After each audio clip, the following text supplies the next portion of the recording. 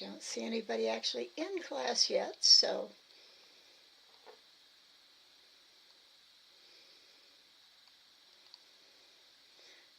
hi, Dwayne.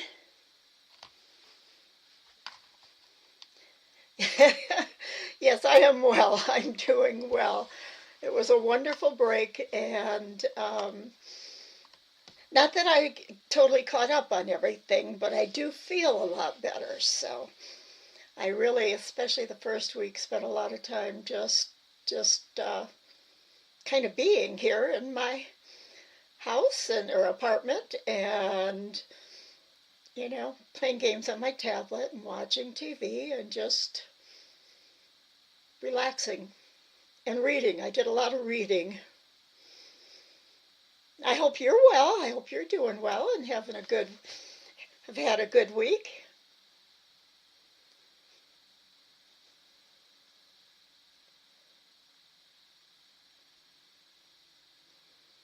Have you had a chance to play an Inkscape at all? Sounds perfect. Great. Oh, you know what?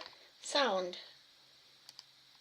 The chat wouldn't come up, and I turned my sound on to see if that had anything to do with it. It shouldn't have, but there. Got my sound off, so I shouldn't have any echoing now. Oh, very fine threads. All right. Hi, Debbie from North Carolina. Wonderful to have you in class. What part of North Carolina are you from? And I don't think I know where you're from either, Dwayne. I'm in northern Colorado.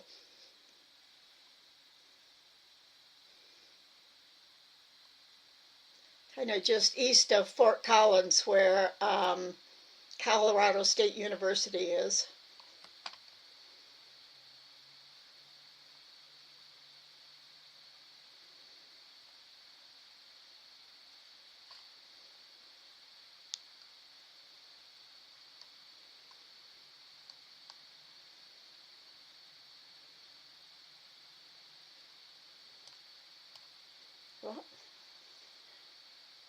Oh, Massachusetts. Hi, Janella. Oh, you're in Corning, New York.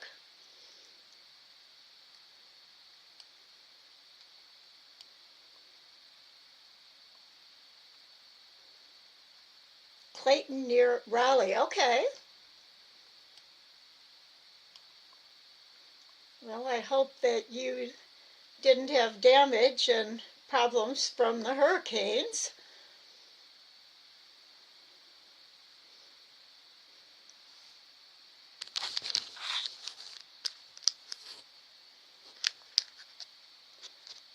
One of the things I want to mention is if you saw Tammy's post, and I think Pam posted it in the Facebook group.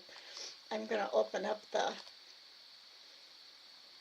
homepage of the website for a minute, because I want you to notice that, I think, yep, you're seeing it. She put up some dates for the holidays. And one of the things that has changed from last year is after she talked with Georgia, it doesn't look like we are going to be closed the week before and the week of our U.S. Thanksgiving break. And so we will have class next week. And then I think that next week, the following week, is the week before Thanksgiving. Let me pop up my calendar just to make sure.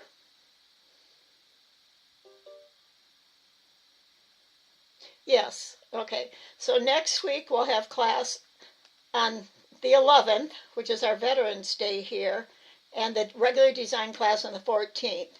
And then from then on, we'll be off the 17th through the 24th and through our Thanksgiving. And so We'll be back. Oh, let's see what she said. We'll be back on December 3rd. But that we'll start on the 2nd because we're a Monday class. I'll have to change that for her. Her class starts on the regular class starts on the 3rd. And then again for Christmas break and New Year's, we'll be shut down from December 13th through January 7th. And let me check January just to see what okay, we'll be back on Monday the 6th for this class. Oh, I see. She at the bottom. She said we're not including Sue's classes. Well, I'm going to follow the same thing, so we'll just add on we'll be here again on Monday, December 2nd, and again on Monday, December 12th. Or we'll shut down we won't have class on the 12th, so. Are there any questions about that?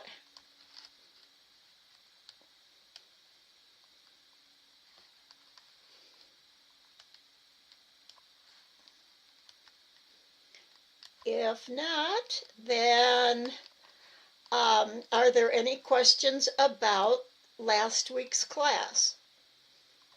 If anybody was able to play around with it. The funny thing is that when about an hour after class, I got sat down at the computer after I'd eaten, and it worked just beautiful, attaching the text to the curved line. Why it wasn't working in class, and I'm going to show you, and I tried it with different ways of selection too, and it didn't seem to matter which I selected first or last. It just popped right into the, not necessarily on the line, but the same curve as the line. So I'm going to we'll open up Inkscape right now. I have a new document, and the first thing I'm going to do is show you that. And I was using the word circumference last week, so I'm going to use that again. So let me get zoomed in here so you can see. So you have no clue. Okay. Were you able, Debbie, to get Inkscape downloaded so you have it on your computer? Or are you just going to be watching and learning?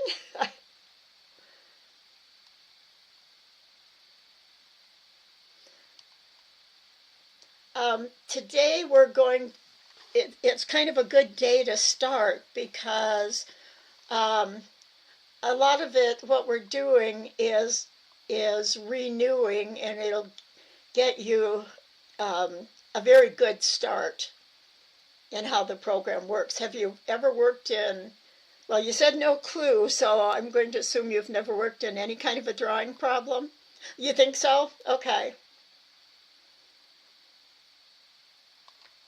Well, if you have any problems, you can always email me at like Sue, K, Tatting Classes @gmail.com. And we can always chat through email or even talk on the phone, whatever will work to help you get everything set up. So we're going to start out with text today, and all our tools down the left-hand side of our window here. And if I hover over it, notice that there are so many tools now that you have to scroll to get to the bottom ones. And even the zoom tool, magnifying glass, is down there. But as long as you hover over, you can scroll with your scroll wheel on your mouse. So I'm going to go down here to the large A, which is our text tool.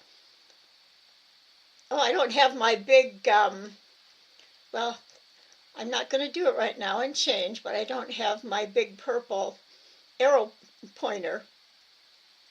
You can't see the screen? Oh, shoot. Okay, sorry. I forgot to switch. Thank you very much for letting me know. All right, can everybody see the screen now? I hope. Well, it looks like it's showing. And the reason that I don't, whoops, what did I do with my document here? The reason I don't have it covering the entire screen when I'm working is because I have to have this left side of my screen to have the, oh good Janella, to have, in order to have the chat box open and to be able to see it and read it. So I'm going to zoom in one more time. And Debbie, I'm zooming in by using the plus sign right next to your backspace on the top of your keyboard. If I hit plus, I zoom in. If I hit the minus sign or dash, it zooms out. And that is really the quickest way. The toolbar at the left side, I have to mention this. You know, 2 classes ago, I was talking about the horizontal axis, and I called it the vertical axis. And so I had mixed up the 2 terms. Why, I don't know. And then last week I was rewatching the video, and I realized I was talking to you about the green alignment line on the left side, and it really was on the right side. I don't believe I'm getting dementia or anything, but I have the last 2 classes used the opposite words for than what I meant. So hopefully today that won't happen. So on the left side, on the toolbar here, can you see my arrow going up and down on it? If I just scroll with my mouse wheel, I can scroll all the way down to see the last icon. This last one is to look at your,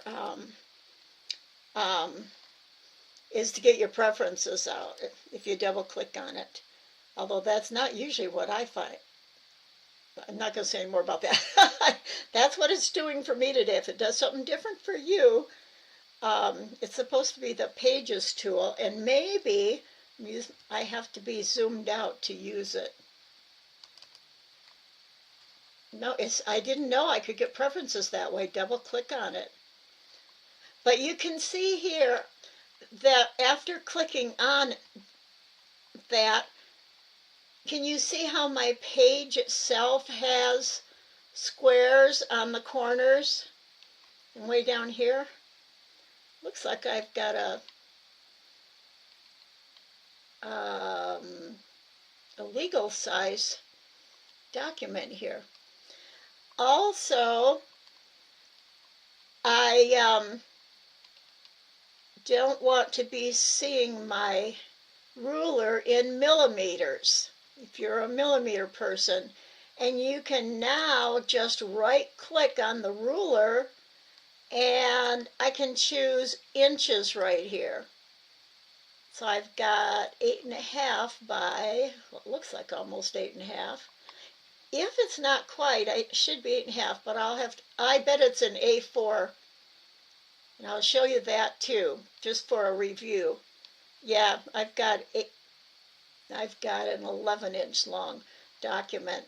So I know why you can get your preferences, I bet, with this. No? What would be nice if you double-clicked on that and you got your document properties. So I'm going to get my document properties up to fix my page the way I want it. And remember, you can either go to your menu item, edit, all the way down to file, and down to document properties right above close. I can click on that and get my properties window, or I can go over to the bottom right hand side over here and click on that little triangle. I know some people call it a delta. If I click on that, I can choose preferences, I'm below it too, but document properties. Yep. I'm not sure why, and if there's a way to change it. But document properties usually defaults by opening with an A4 format page and millimeters. Now A4 is the European and English, like in England, they use A4 rather than a letter size 8.5 by 11 page. It is a tiny bit smaller than our 8.5 by 11 page. So what I'm going to do first is click on, right on the field here that says A4. I'm going up to the second one down, which is our US letter size, 8.5 by 11. Oh, I did have 11. I was thinking it was a legal 13. So I've got now 8.5 by 11, and I've got inches in my display. And this is another place where if your ruler's in millimeters, you can, in the document properties, change it into inches. So now I'm going to close that. This doesn't have any apply or anything to it. You just change it and it's changed. So there. Now my paper looks right. It doesn't look so long. So this is the pages view, and here's where you can actually manually change it. Let me see if it's going to work here. Yeah, see how I can change the size of it manually here? Because I have all these little nice nodes. So I put it back to 8.5 by 11. And if I right-click on my mouse, I can say new page. It gives me two. So if you're doing a document, say you're working if you're doing your instruction sheet and pattern sheet in Inkscape, you can have more than one page, or whatever document you're. The sound is breaking up. I wonder why.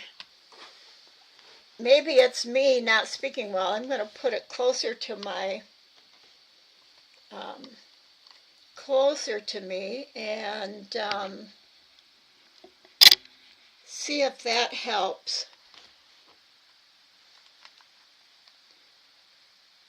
So this is how you get more pages, and the advantage to that is because then you can save a copy of this, and if you go down to the bottom in the file name and save as type, if you click on the down arrow for type,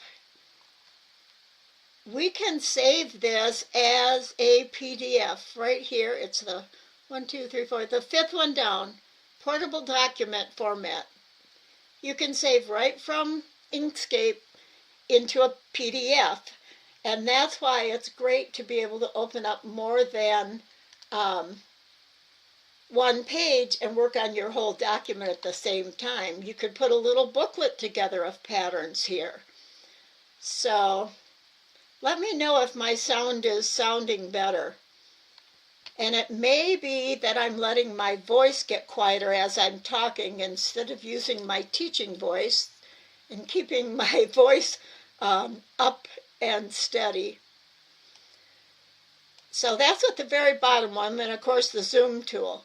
But usually we're using the ones up above on the toolbar, so I'm going to scroll back up so that I have my,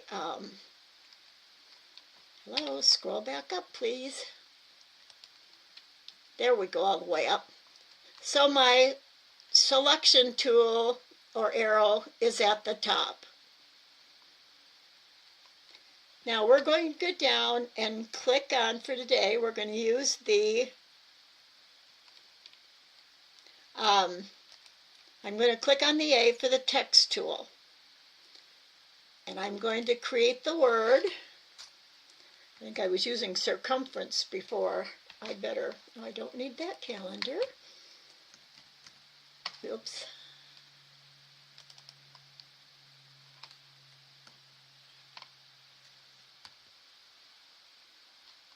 I thought I clicked on my selection tool. Which means I should be, oh, there we go. Now I have my page back, and here's my text. And all you do, I'm gonna use my delete key right above the backspace key and delete it.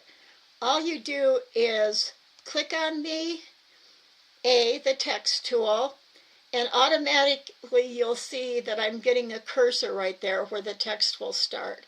I could click anywhere on the page and start the text wherever I want it to start.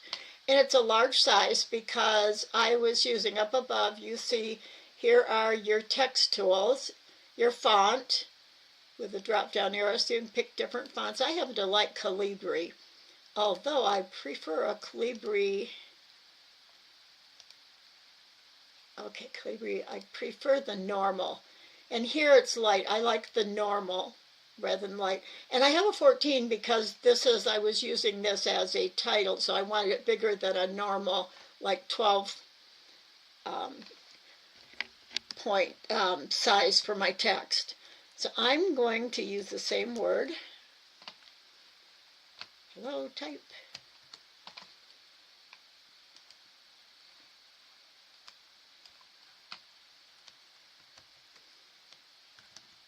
It's not typing. Okay, problem solving time. The first thing I'm going to do is open up now this is the little bar here and the 3 dots right there. The 3 little dots right here. You get a double-headed arrow, and I can open up my panels here.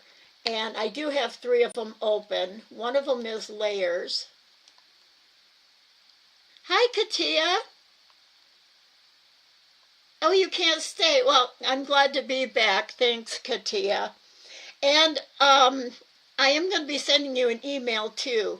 I did, if you look on the, oh, I'm going to show everybody. This is a perfect thing to show everybody here.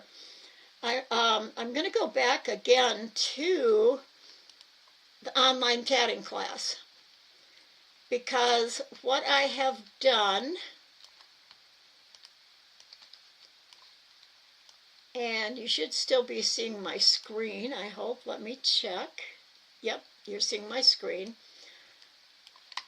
What I have just added, and I've changed the page, is if you go over and click on resources, here's your resources page. Now, we used to have, my resources page isn't looking right.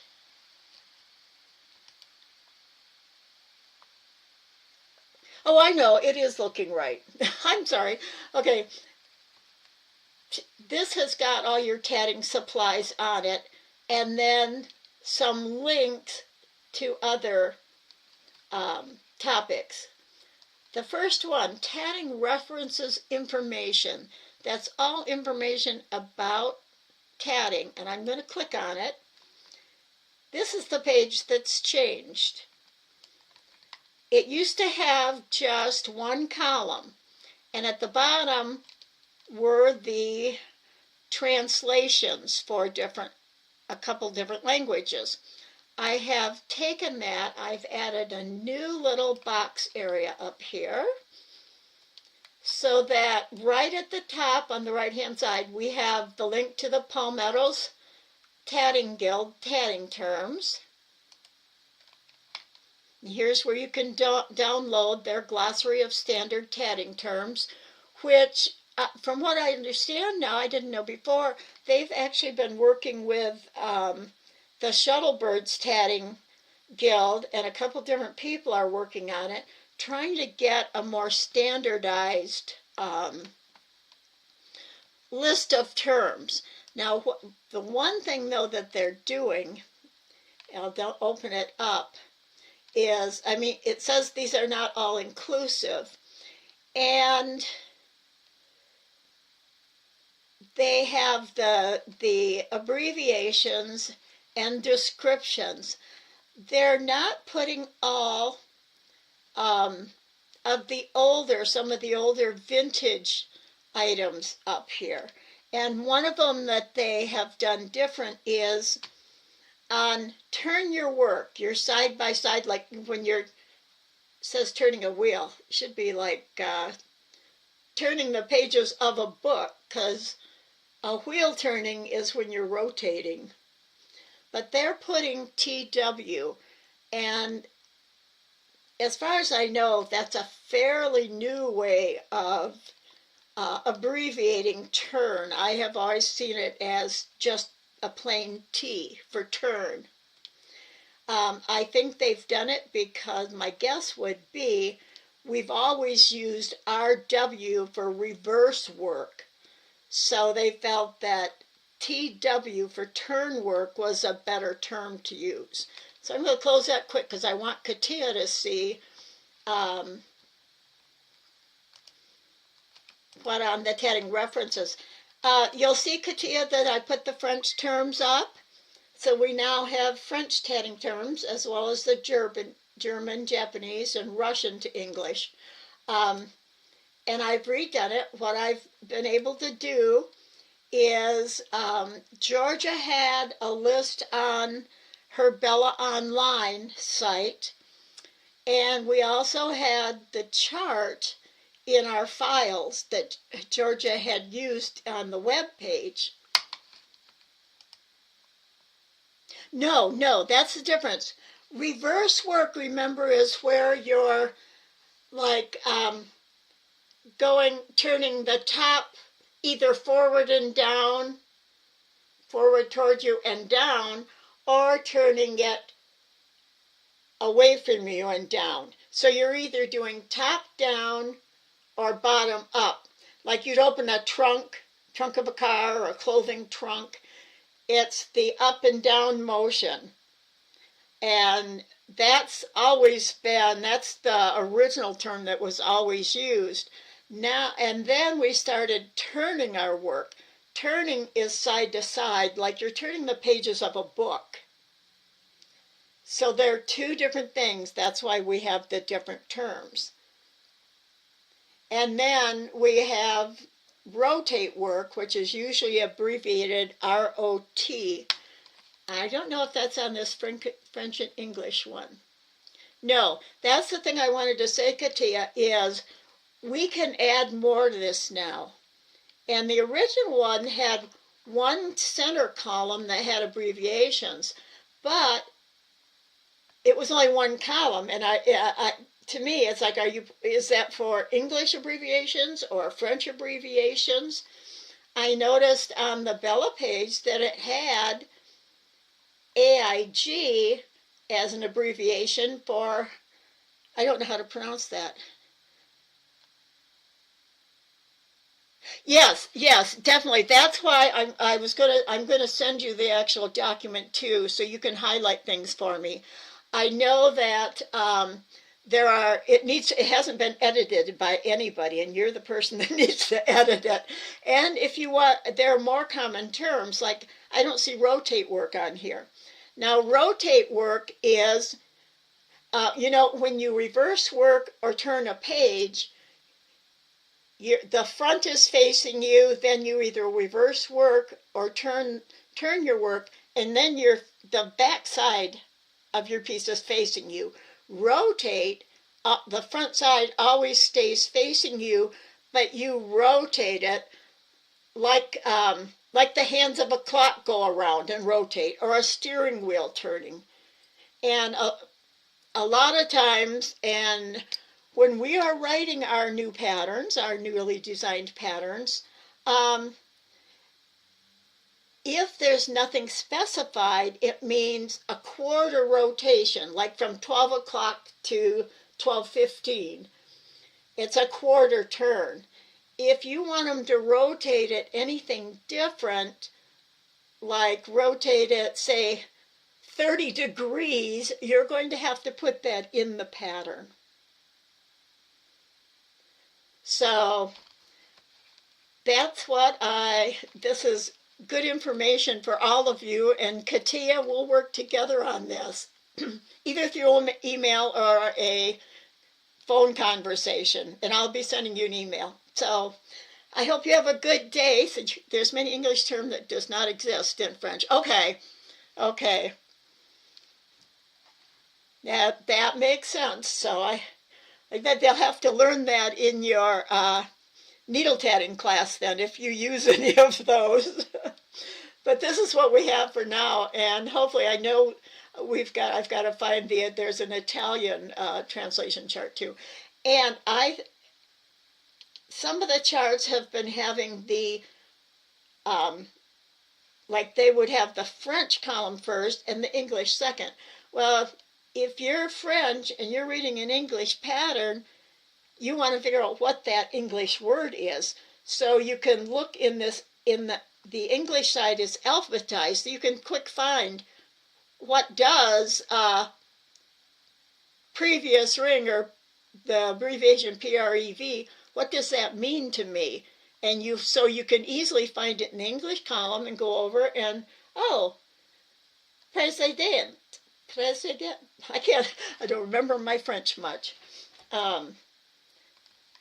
So anyway, and I'm going to ask you about that repeat, because there's two different endings, which I'm assuming is like different, what do you call those, like past tenses and things. So I'm going to close out so we can get back to our Inkscape. And close that.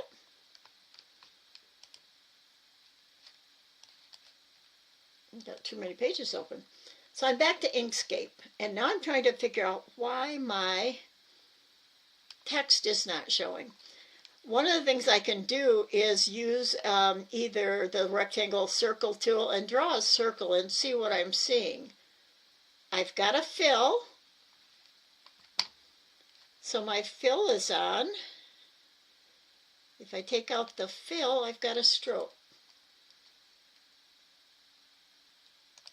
So what I'm going to do is draw a line and see if I'm going to use right below the little spiral is the pen tool.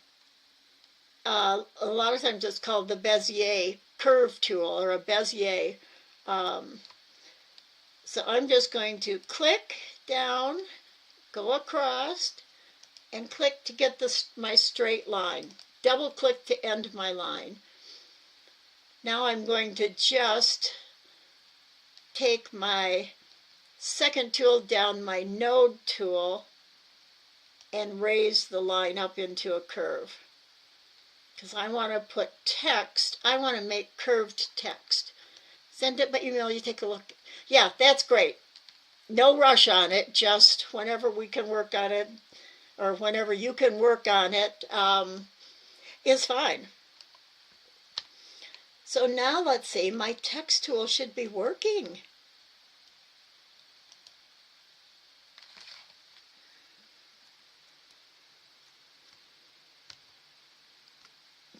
Why it wasn't working before, I don't know. And it's got an interesting, oh, I don't have a fill on it. This is interesting too. Let me zoom way in on it. Well, this is even in Adobe Illustrator and different things, the text tools tend to work a little different. I obviously, if I'm using my plus sign, control plus, or plus isn't working, it's putting in dashes. So in order to zoom in when I'm using my text tool, I can't use my plus and minus signs. I can't even seem to get it to backspace. I'm going to start over. So I'm going to, the other way, remember that we can zoom in is just by holding down the Z key for, nope, that's not going to work in the zoom tool either. So I'm going to go pick my selection tool, zoom in farther. Now I'm going to go get my text tool. Hit the like button. Somebody's, thank you, Katia. Okay, I'm going to do my word and show you why it's coming out. See how it's coming out white in the center? That's because I think I need to click on my fill. And remember, I clicked on the red X in the lower left corner to take out the fill on my circle. So the fill is still off. I have to just click on this solid black box to get my fill color back in, which right now is black. Now you can see my text is coming out looking right.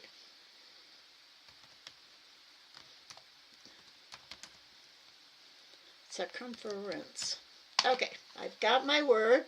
I can use my selection tool to get it moved over here, and it shouldn't matter how close I have to it, but if I have it selected and I hold down my shift key and select the circle, and then let me see, if I'm curious as to see if I can get, nope, I can't do a right click and get what I need. I'm quite sure it's path that I need. Let's see. I forgot to practice that. Oh, it is under text. Put on path. See how easy that went? Now, if I do Control Z and undo it, watch if I select both of them at the same time by drawing my little selection box. I do text, put on path. It works. I'm going to undo it. Even if I select the line first, hold my shift key and select circumference, I go to the text tool and it still works. So why last class it was not working, I have no idea. But an hour after class, it worked just fine. And now the text isn't actually connected on the line. It is taken on the curve. It's taken on the curve, but you can still move it and put it in place. So if you're making yourself a curved arrow, and this will work even if I select just my line, and I go to my fill and stroke menu. Again, by clicking this down arrow in the upper right hand corner, I can go right there to fill and stroke. I think I already have mine open, but I'm going to click on that. And it pops up the fill and stroke menu. Remember, if I just go to markers, I have the 3 boxes for where I want my marker to be placed. The first one will place it on the very first node on the line. And so if I click, the other thing I noted, I think before, I wasn't seeing all the arrows, but I think it was just because I didn't scroll down. I always like this arrow. Notice, because I'm in the first marker box, I put the arrow on the left-hand side. I can put one if I click on the right side box. Oh, here we go. Here's where I need to okay, I think this is the same arrow I used right here in the upper left corner. Now I have one on the right. Now, if I'm trying to put one in the middle, whichever way I want it to go, notice I didn't get one. That's because markers go wherever there is a node. And when you draw a straight line, remember I started it, I clicked, and then I went over and double clicked to end my line. So it's only those two places. If I take the second tool down, which is the node tool, and I click on my line, whoops, I can get down here. Notice the little white in the center of the arrowhead. Those are the two nodes. I don't have a node in the center. And, well, I was intending this lesson for kind of a review, and this is what it's turning out to be. I have two ways of doing this. There's always multiple ways. I could kind of guess at my center, which probably be there, and I can just, with this node tool that I've got, double click right on the line, and look at, I have a node there. Now because I put a node on there, it put a center arrow there. And remember, I'm going to undo. I always use Control-Z to undo, because keyboard shortcuts are so quick and easy. The other way I could have done it is if I use my node tool and I select right on top of the white little, I can't tell right now if it's a diamond actually. Click on that to select that node, hold my Shift key, and select the right-hand one. I can now go up. Now my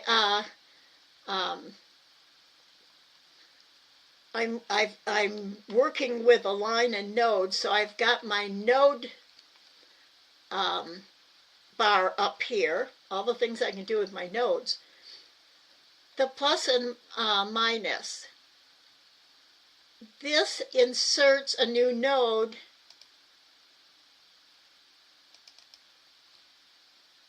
Why are you not inserting a new node? It's supposed to...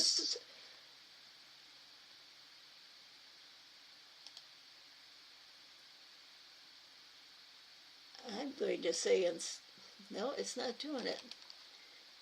If I have both nodes selected, what I'm going to do, I'm talking quieter, I'm going to get the circumference word out of the way so I can have just my curved line selected. Now I'm going to get my node tool. I'm going to, instead of clicking and holding my Shift key, I'm going to use my node tool to put a box and select both nodes. Now let's see if I click on this. It's not working. So at this point, I would just double click and put my node in there if I wanted a marker there. And remember, we can change our line, and no matter what we do to it, our circumference word will do the same thing.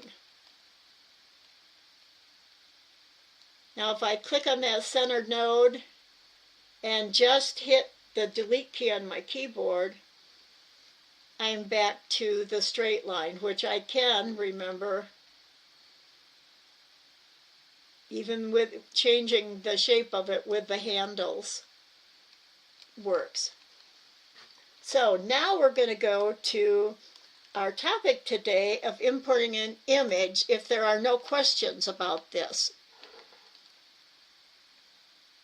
Very cool. Okay. Are there any questions about what I've shown so far? What I'll probably keep doing off and on is reviewing something that we've done in another class, because there's so much involved in a program like this and in Inkscape that the easiest way to learn is continually practicing and doing things multiple times over so that you can remember it. So I'll always be doing that, and usually at the same time that are new little things that get added into that. So you're adding to that knowledge as well as practicing something that you have learned before. So, okay, now we're going to go on to, and what I'm going to do to get start new, I don't want to keep these, so with my selector arrow, I'm just going to click on each of them and delete them so I can start fresh. Okay, what we're going to do today is bring in an image, and I'm going to show you that you can bring in a JPEG, whether or not it's a photo you took as a JPEG on your phone or a scanned in. If you've scanned in a piece of tatting, they're all JPEGs, so they all can go in, and we're going to talk about using those. Now, at this point, we do want to talk about our layers because right now I have nothing on the layer. I do have still, this is my layer 1. Layers, again, you can get from, you can click on your menu item up on top, layers and pick layers and objects. I always have mine open in my panel box, so I had it open here already. But again, the little drop down arrow on the right here, we can find our layers in. Right there. Layers and objects. And remember, layers, we'll be putting in more layers. And everything you put on a layer, as long as the eye is open on this right-hand side, you'll be able to see it. If you don't want that particular item to show, you can click the eye and not see it. You can also lock the layers, so if you're working on a different one, you won't accidentally move or change anything on layer 1. So I'm going to start working on layer 1. And you can, obviously, as you saw, we can just quickly delete layers. You can either drag them up to this little trash can up here, or I just right-clicked on them, and you can see you can cut it out and delete it, or use your delete on your keyboard. Multiple ways. Excuse me, I'm just going to take a quick little drink of my water.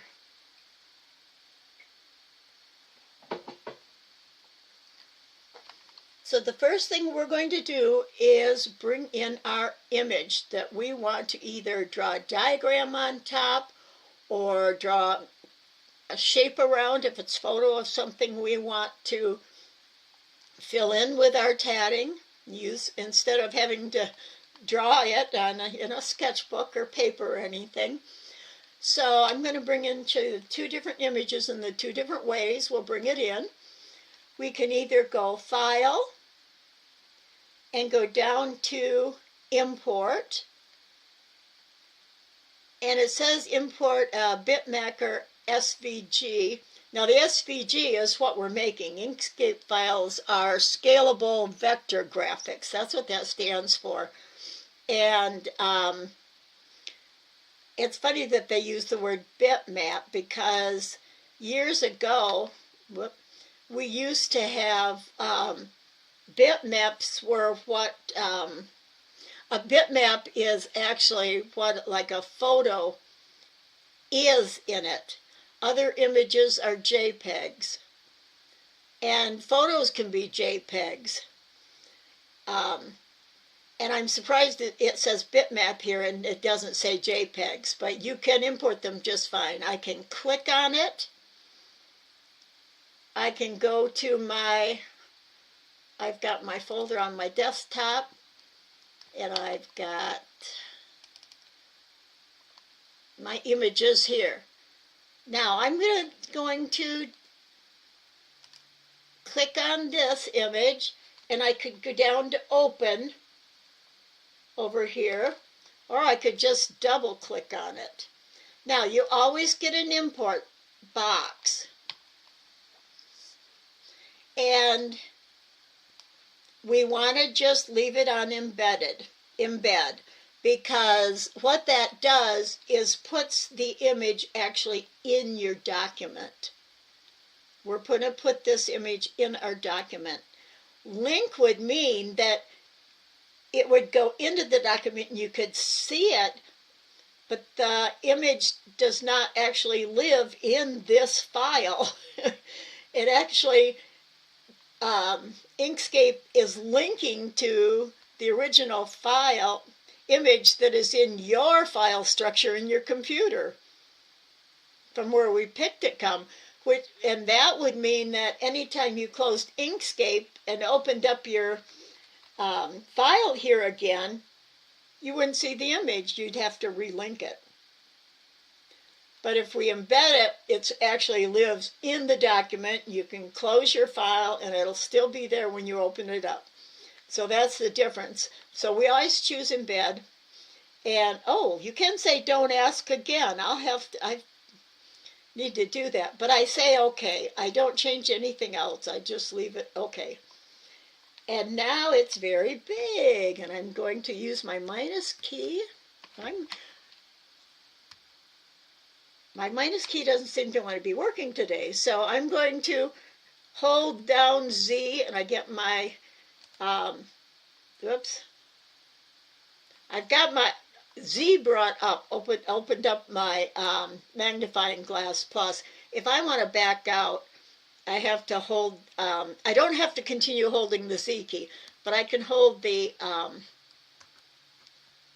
don't have too much open here.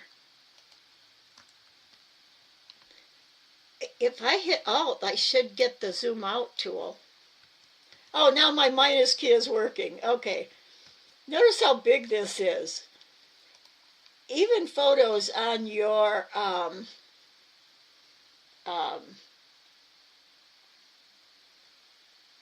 you're taking on your camera are really big, but we can make that smaller. I'm just going to get the corner arrow. Now, like in Microsoft Word, you can just take the corner and drag it down. But if I drag this down, notice what I can do. I can get it all skewed, and I don't want to. So I'm going to do Control Z again to get it back original shape. In Inkscape, when I'm going to resize something from the corner, so I'm resizing both the height and the width, I have to, notice now, it stays in proportion no matter what I do because I am holding down the Control key. So I'm going to bring it over here. Now I'm going to use my plus sign to zoom back in again. Now I still have a circle up here that I drew. I'm going to select it and hit delete on my keyboard and get rid of it. So now I've got my image. I believe this was an image. I scanned it in. And I don't want to draw it that big. So again, I'm going to hold the Control key and get it down. Notice if I want to make my tatting be only like 4 inches, I can't just scale this, move the right side to the 4 because my left side is away from the left edge of the page. I can go and say, okay, if I go from this one on the left, it's set at, I don't remember, what does that look like right there, 5/8 of an inch? And then go over here and you know, figure out how wide this is. But to me, it's always easier if you just move it over the left side. And I can see that right now, it's 3 5/8. So if I want it smaller, I usually scale using the bottom, but I could use the top diagonal arrow too. Hold down Control, and get it so it's like I want it, maybe I want to diagram a 3.5-inch paisley. No matter what my original paisley is, I can scale it down. And another thing that I think I've only talked about in the first day in a beginning class is that Inkscape, I was talking about JPEGs and bitmaps before. Inkscape is a vector drawing program. And that's why the abbreviation, the file abbreviation is SVG, Scalable Vector Graphics.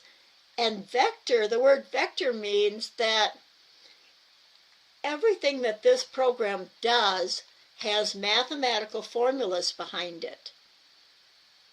So whether it is, we scale it up way big or way small, look at how way big clear the picture is.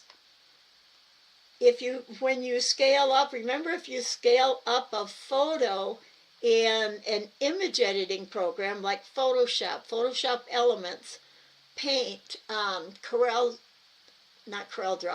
Draw is a drawing programs are vector based, they're mathematical based.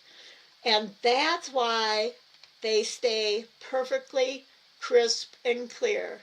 You know how when you manually make a photograph bigger or smaller, it can get fuzzy and all? That's because of the resolution. And so in a drawing program, your images don't get fuzzy. That's the difference between a vector and an image editing program. Like in a photograph itself, your TV, your computer screen itself, we're scaling this image in a document, but your computer screen itself, your TV, they all are image formats, they're bitmaps. All the little teeny, they're made up of little teeny squares. So an image editing program works with all those little colored squares. And so that's why when you make them bigger or smaller, the resolution, they get fuzzier when you try and enlarge them like a photograph. Unless you are in a program that you can like change the size of your image, not manually, but by using the program choices itself. There are certain menu items that have things that you can do. But again, then, even with that, you can lose resolution unless you know what you're doing and get fuzzy. But that's the difference. So in here, I can, whatever size, it doesn't matter what size I actually tatted it at, I can make a diagram for it. I'm going to hold Control again and make my paisley any size I want it to be. The other thing to remember is my paisley is actually, if I just click on the center, I can move over. It's actually the paisley itself. I'd want the left of that over here at the 0 point. And then I could see, okay, from the 0 to here, and actually my, the right edge, it's easier to see if I do it up here. The widest edge of my paisley is inside from the selection box, and it's the background takes up the last little, looks like 1/8 of an inch, yeah.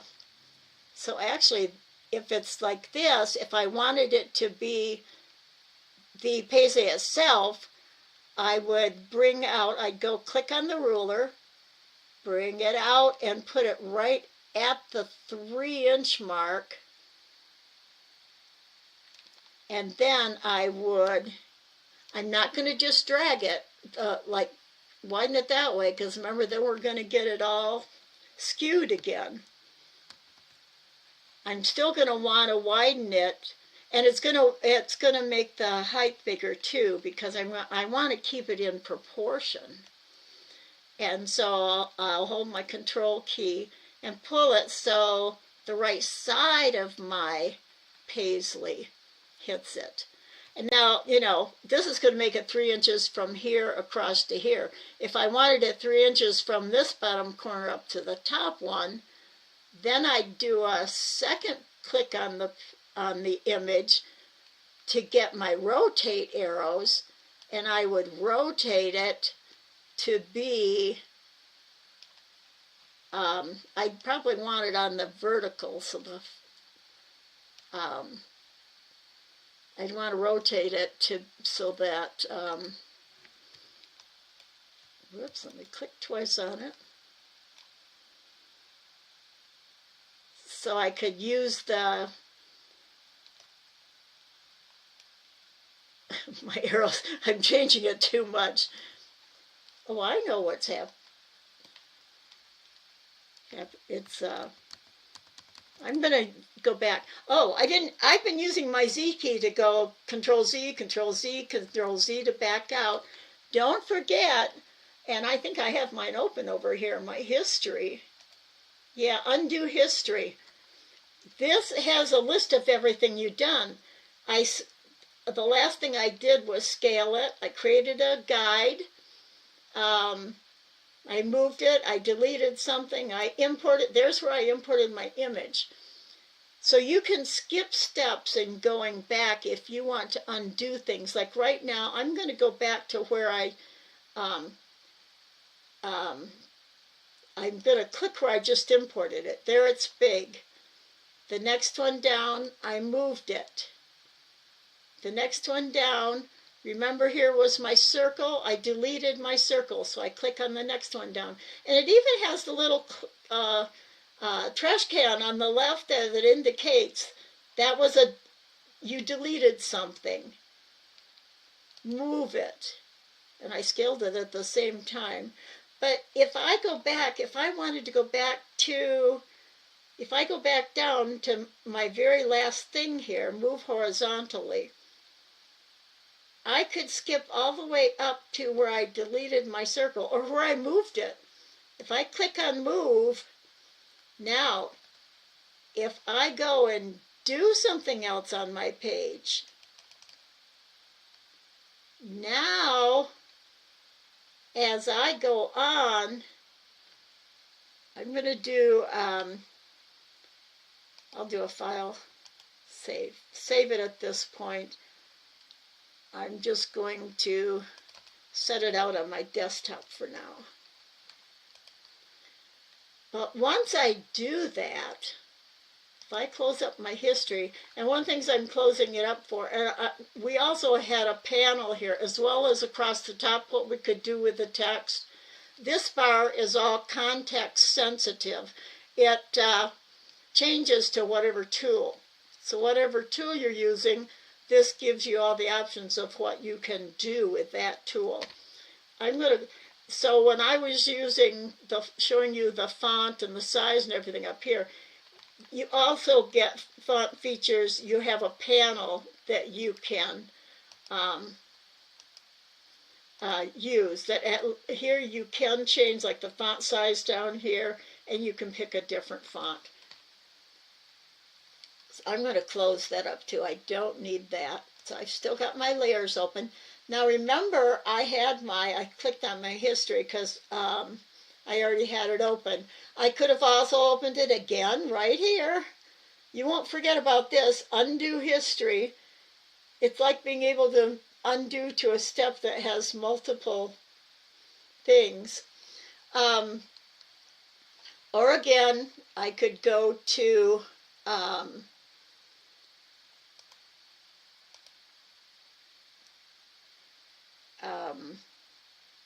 trying to think of where I get my history. Edit history. I think is, yeah, undo history is the third one down. Click on that, and that also brings up your undo history so you can undo the moves you've made. All right, now if I go and click on this circle, and maybe I go and copy it, I'm using Control C to copy it, Control V to paste it. Oops, I gotta have it selected. Copy, paste. Notice that anything after the move that was down there, I had 3 more things that I did, they're now gone forever. So once you pick, like if I picked move horizontally and I click on it and it's showing me what I did, if I go now and select this circle and duplicate it, all these things below, once you make that, they'll disappear. So if you use the undo history, you can never go back. So I want to go to where I was. So before I click on the page and do anything else, I'm going to go here. So I'm on the paste. I'm going to now click on the page. Just get these moved. So here we've got our image. We're not going to be able to do much today. Notice now it's not. I lost my resizing of it, and I can't go back to that. So now I'd have to start again and get it moved where I wanted it, and hold Control. I don't want rotate right now, so I'm going to select off it. Select it the first time, so I have my sizing arrows. Get it down to the size I would want it. And now we're ready to diagram over the top of it. I'm going to show you the other way you can put an image in. And it looks like we're not even going to be able to, we've done so many preliminary things that we won't get to working on our diagramming itself. But I'm going to show you the other way you can bring in the image. And I'm going to bring in an image that we're also going to work on next week. I'm going to bring it in out of my folder here. I don't know which image this is, but we'll just bring it over here and I can drag and drop it in. Now notice I still get that import box. Leave it on embed. Click OK. And here is the, oops, I'm going to have to back.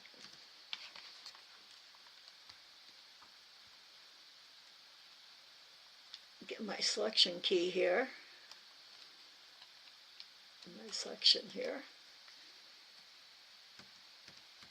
Back out. And now this image is huge. I deleted it accidentally. This image is huge. It came off my camera compared to my page. So again, I'm going to hold my Control key.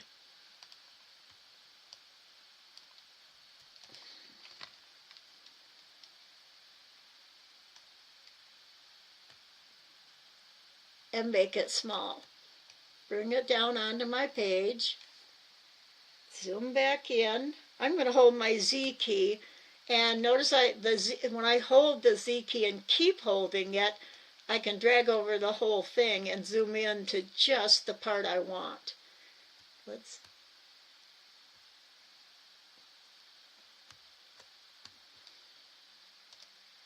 I'm going to back out again a little bit.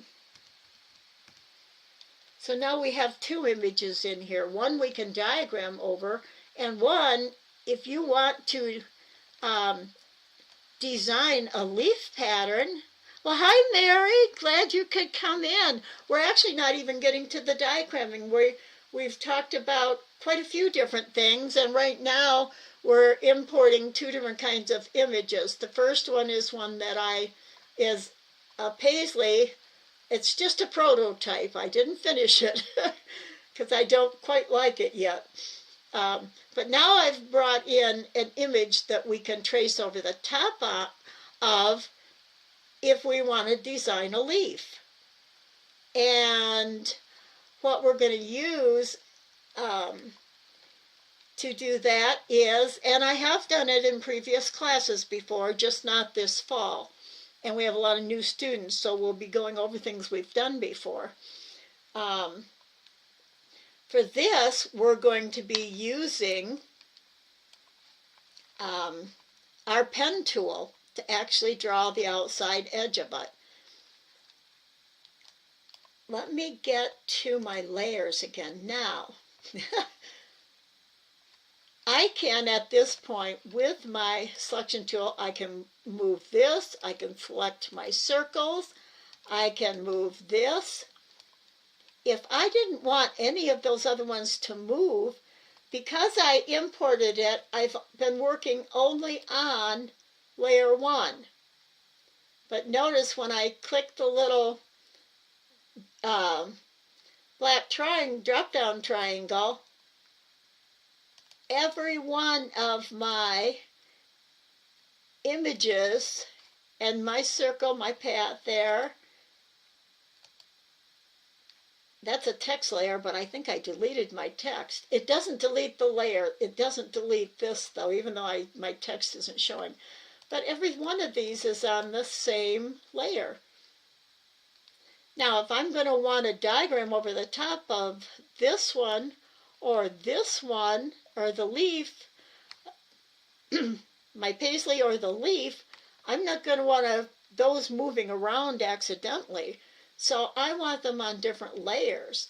And since I didn't, what I could have done is gone up here, like right here, on the left side, the plus minus arrow, that looks like we're going to, if that was in a pattern, we'd know we had to make a very small, very, very small picot, a VSP. But in here it means add a layer. And I clicked on it, it says add layer. Layer name, layer 2. I could make it paisley, P-A-I-S-L-E-Y. And I want it to go, I don't want it to go, I think I want it to go below layer 1. So position, I'm going to put below the current layer. I want my image to be the very bottom thing. And I'm just going to say add. Now, this is a separate layer by itself. Notice if I click the down, oops, I deleted the layer accidentally, Control Z. If I click on layer 1, I can open it and close it. And the paisley, notice, is up to the left and has the little full page with the bent corner, just like this layer. So this is a whole layer. These indented ones now are all on layer 1. If I want my paisley to be on that layer instead of on layer 1, I select it. Whoops, I've got too much selected. I select it, and automatically I can see image 1 says it's my paisley, and I want the actual image to be on my paisley layer. So I'm just going to grab it and drag it and drop it over the paisley layer. Now when I close the paisley layer, it doesn't show, but when I open my drop down, there's my image 1. Now, if I'm diagramming over the top of it, this is wonderful because I can, let me show you what the eye does. If I click on the eye, now the eye is closed, you can't see the image. Open it up. And if I click on this this is a lock with the open little lock thing. If I click on that, now no matter what I'm doing on the page, I can move everything else because the layers they're on is not locked. But I cannot click and select and move my paisley anymore. You put it there and it's there. So I can draw on top of it. I can do anything on top of it, and there's no way I'll accidentally select it and move it out of place from where I want it to be. So this is a whole lot of things that we've talked about. I am going to do the same thing with the leaf. The other thing we can do, notice how you can barely see the circle. So if I'm diagramming on top of it, I'm going to have a really hard time diagramming over the top of it. So my paisley is on this layer, and I have it locked. And I think I can't even change. I might be able to change the opacity. That's how light faded out something is. So if I click on that, yeah, I can, even though the layer is locked, I can still, when I'm have the layer itself selected in here, I can fade it way out. Now we can draw over the top of our tatting image, but we can also make our diagram, move everything around. Wherever we have put the image, we can't move it, change it, do anything. And it's faded out enough. You can fade it out as much as you want so that you can draw over the top of it. And, whoops, I'm trying to grab the corner and get it to, like for one of the little rings down here, you know, I could get it down there to be my ring. And I can shape it into an oval, and then I could rotate it so it matched. And I usually, instead of just ovals, I usually put the point on. I use teardrop shaped images, or diagram rings. So this is how we work. Next week we're going to start working on this. Again, if I grab my pen tool and start drawing around it, you can see that what I'm drawing, but if I double click to finish it, it does have a fill in it. So it's not just a line, because even lines can have a fill. So I'll go down and click on the X. Now I just have a line I'm working with. Now this, because it's black on a gray background, you can see it better. But when we're outlining something like this, to make an outline of a shape that we want to design, we can also, that's image 1, 2, go over here to the little black box and fade that back so we can see where we are outlining, but now we can really see and move our diagram around really well, and then we'll be able to shape it with our node tool. And we'll get into that next week. I can just show you, I've got it selected. I'm going to go up and choose the node tool, the second one down. So now I'm see the nodes on it? Every node I can move. If I'm trying to make it into like shape, like there, I've got the little shape here. This node I can move. This is what the pen tool is considered to have a very, very high learning curve.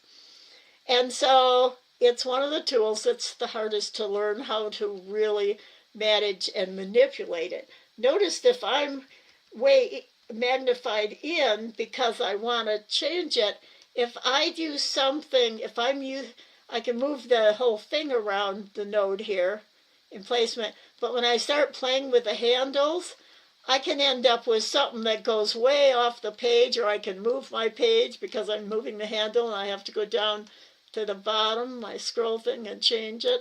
And you can accidentally bump it and get something really big that you don't want. And that's why it's considered a high learning curve, because it takes practice to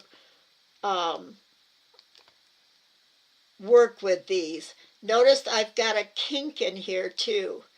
And if I grab, I've got two handles on this one. I can go like this. Notice if I twist it too far, I'm actually I can cross it over itself. So this takes a while to get used to it, and we'll start playing with it, and we'll outline this leaf next week, And next week we'll get right into outlining and we'll get right into diagramming over the top of our image.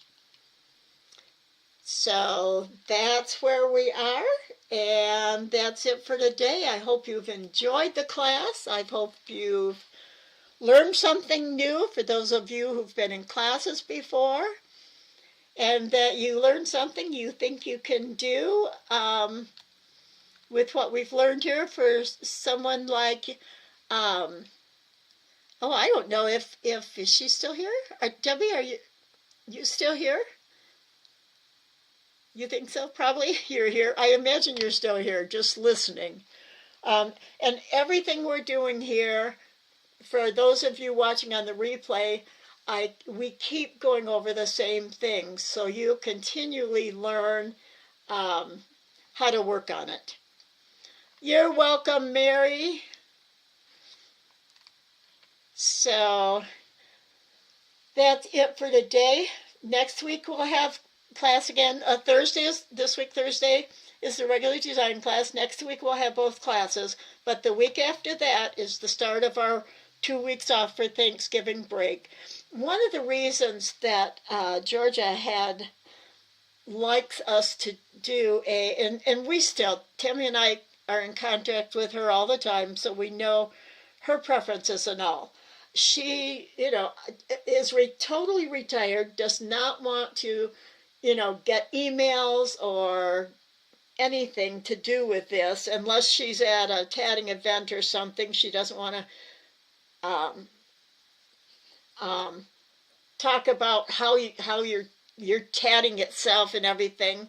I know she must talk to her good friends about that stuff and all, but Tammy still, because Georgia, this is her work. The tatting classes are her work, all her work that we use, her life's work, her information and everything.